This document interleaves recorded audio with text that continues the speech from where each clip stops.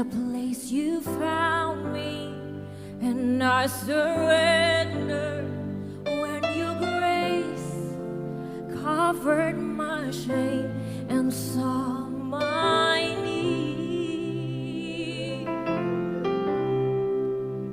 You gave me hope, hope and a future. My heart is yours now and forever. I am loved only because you first loved me. Yes, we do, Lord. And I love you, Jesus, I love you. Yes, I love you because you first loved me. Yes, I love you, oh, Jesus, I love you. And I love you because you first loved me. Kasih tepuk tangan yang terbaik bagi Allah kita. He first loved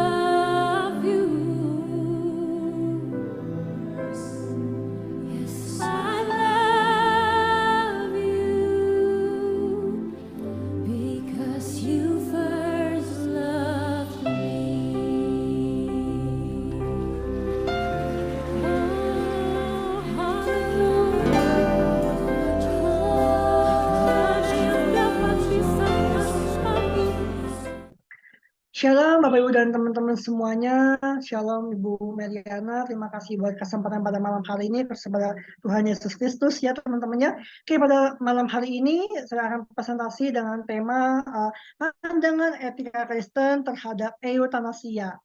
Boleh di next Kak Hans?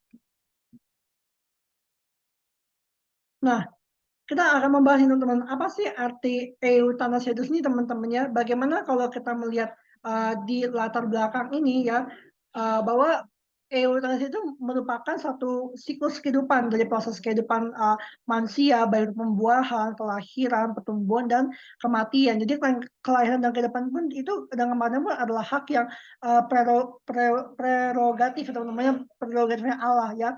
Tidak ada yang berhak untuk menunda ataupun mempercepat waktu seorang itu ya. Pasti ada orang-orang yang mengalami kematian yang mungkin didahului dengan sakit yang cukup lama ya. Seorang juga yang mengalami sakit tahap terminal, mengalami kondisi yang semakin memburuk, yang semakin kurang baik ya, dan penyertaannya adalah uh, semakin parah ya. Nah, permasalahan munculnya adalah apa teman-teman, pengambilan keputusan oleh dokter atau keluarga dalam kelanjutan pengobatan atau menghentikan pengobatan. Ini kan bisa sangat berbahaya bagi nyawa manusia juga ya pastinya ya.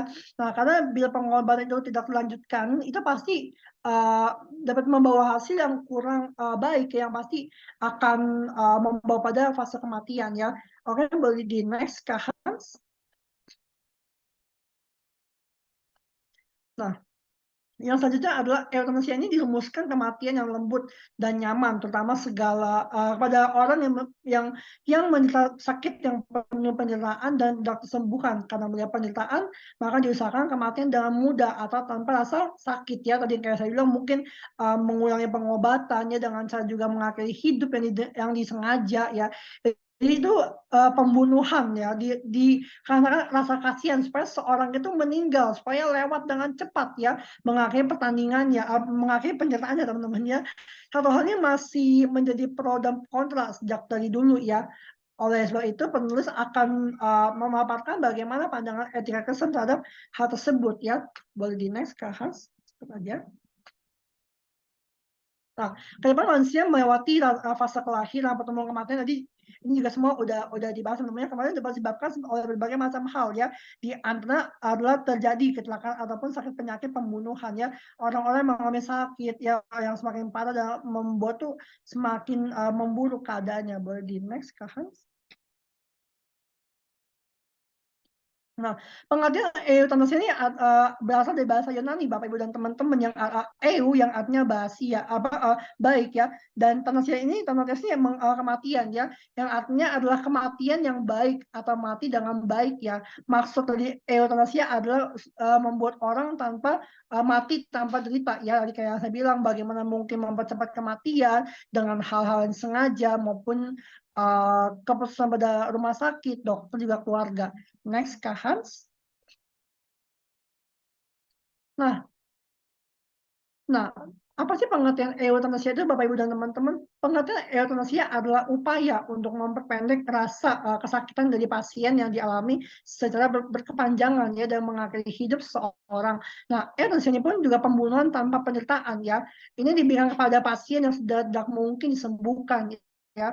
Menurut Ikatan Dokter Belanda, euthanasia adalah tindakan dengan sengaja yang memperpendek atau mengakhiri hidup pasien, dan semua dilakukan untuk kepentingan pasien tersebut ya. Nah, dalam buku Kode Etik Kedokteran Indonesia, euthanasia ini diartikan berpindah ke alam baka, ke alam yang tenang ya, tanpa rasa sakit apapun yang dialami dan tanpa penderitaan ya. Waktu hidup akan berakhir.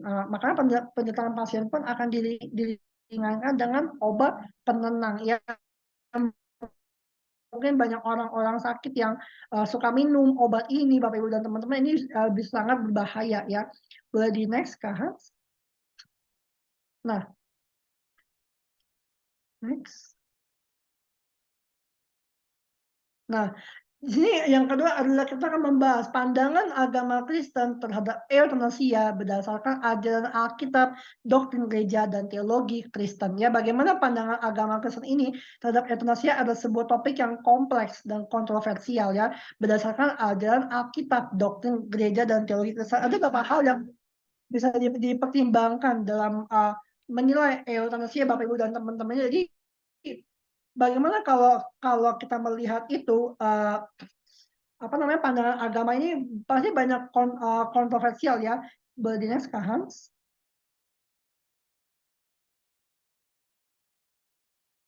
Nah, Nah, yang pertama ada euthanasia bertentangan dengan hukum Allah ya yang melarang membunuh manusia sebagaimana tertulis dalam Keluaran 20 ayat 13 ya, dikatakan jangan membunuh. Lalu yang kedua adalah euthanasia mengabaikan kasih Allah yang memberikan hidup kepada manusia sebagaimana tertulis dalam Kejadian 2 ayat yang ketujuh dikatakan Tuhan Allah membentuk manusia itu dari debu tanah dan menghembuskan nafas hidup ke dalam hidungnya. Demikianlah manusia itu menjadi makhluk yang hidup ya. Bagaimana euthanasia ini sangat bertentangan dengan apa dengan hukum yang Allah telah berikan pada kita Bapak Ibu dan teman-teman ya, yaitu dibilang jangan membunuh ya, kita malah membunuh fisik kita sendiri dengan cara hal-hal yang tidak diinginkan oleh Allah. Lalu berikutnya mengabaikan kasih Allah ya, mengabaikan apa yang Tuhan telah berikan dalam hidup kita seperti nafas kehidupan yang sampai hari ini Tuhan masih berikan dalam hidup kita. Selanjutnya Kak Samuel.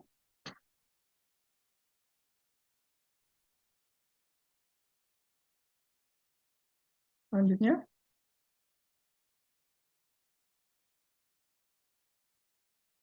Nah, euthanasia ini yang ketiga, euthanasia ini melanggar tanggung jawab ya manusia untuk menjaga dan mengasihi sesamanya sebagaimana telah tertulis dalam Markus 12 ayat yang ke-31 ya dikatakan dan hukum yang kedua yang sama dengan hukum yang pertama ialah kasihilah sesamamu manusia seperti dirimu sendiri. Tidak ada hukum lain yang lebih utama daripada kedua hukum ini ya. Bagaimana ke apa eutanasinya pun juga melanggar apa melanggar hidup kita teman-teman, melanggar bagaimana kita harus menjaga dan mengasihi sesama kita juga mengasihi diri kita sendiri ya.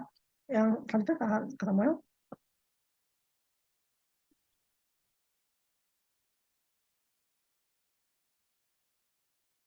Next, Kak Hans. Nah, yang ketiga, argumentasi pro dan kontra euthanasia dari sudut pandang etika Kristen dan dengan mempertimbangkan nilai-nilai seperti kasih martabat manusia ke dalam Allah dan tanggung jawab manusia ya. Ada pasti pro euthanasia ini ada dua pro teman-teman, ada pro euthanasia juga ya. Euthanasia mengakui batas kemampuan manusia dalam menghadapi penyertaan dan kematian yang merupakan bagian dari realitas hidup di dunia ini. Next, Kak Hans. Paling berikutnya teman-teman yang berikutnya. Nah, yang kedua ada kontra ya. Tadi kan ada pro dan kontra teman-teman, Bapak dan teman-temannya. Yang sebelumnya kan, sebelumnya sorry. Nah, euthanasia menimbulkan berbagai implikasi negatif bagi belum kan, belum kan.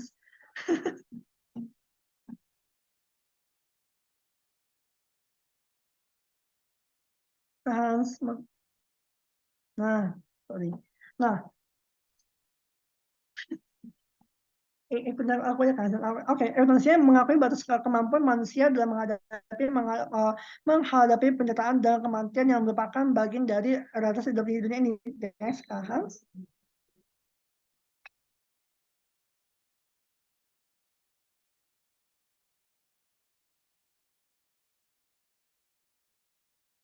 Nah, euthanasia bertentangan dengan hukum Allah yang melarang membunuh manusia merupakan dosa besar di mata Allah. Ya, euthanasia pun juga bertentangan dengan kasih Allah ya yang memberikan itu kepada manusia.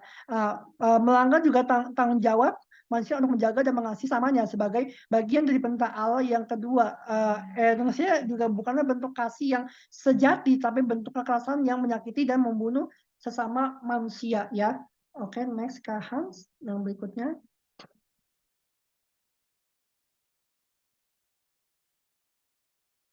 Nah, yang terakhir teman-teman ada euthanasia menimbulkan berbagai implikasi negatif bagi individu, keluarga, masyarakat, dan gereja.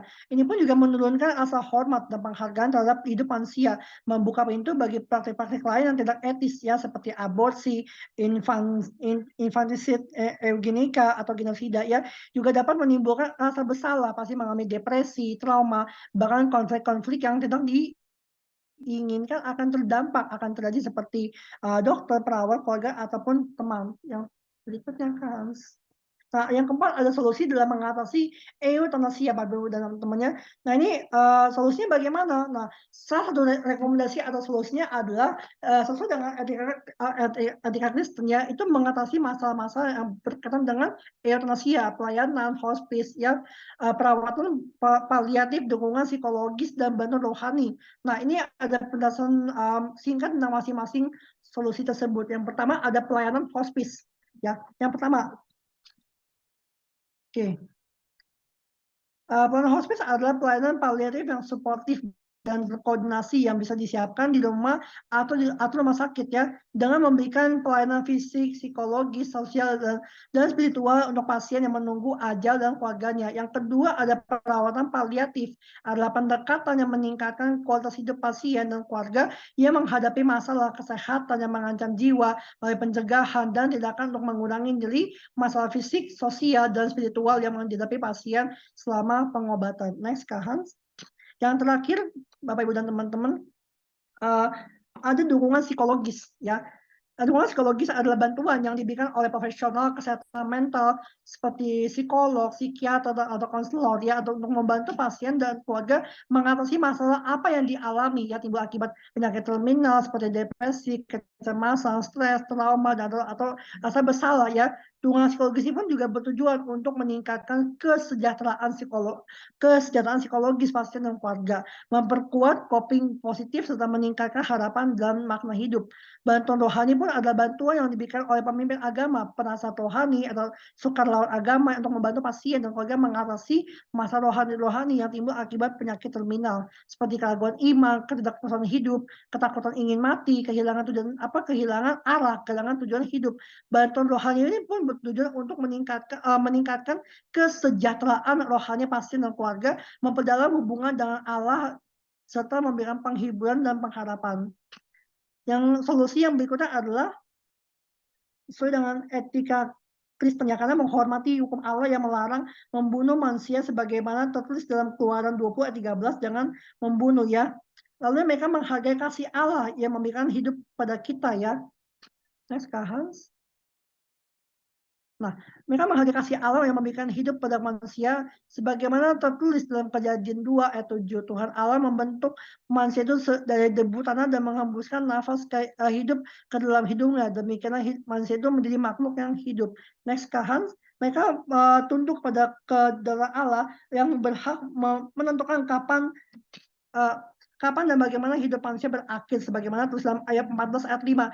Hari-harinya telah ditetapkan, jumlah bulan-bulannya ada padamu. Engkau telah menetapkan batas-batasnya yang tidak dapat dilampauinya. Mereka menjaga martabat manusia yang diciptakan menurut gambar dan rupa Allah sebagaimana tertulis dalam Kejadian 1 ayat 27 dikatakan, maka Allah menciptakan manusia itu menurut gambarnya, menurut gambar Allah, dan diciptakannya dia laki-laki dan perempuan diciptanya mereka. Yang terakhir, Kak Hans. Mereka memenuhi tanggung jawab manusia untuk menjaga dan mengasihi samanya, sebagaimana tertulis dalam Markus 12 ayat 31. Dan hukum yang kedua yang sama dengan hukum yang pertama ialah kasihilah sama manusia seperti dirimu sendiri. Tidak ada hukum lain yang lebih utama daripada kedua hukum ini. Terima kasih. Demikian presentasi pada malam hari ini. Terima kasih Bu Melian dan teman-teman. Tuhan Yesus memberkati.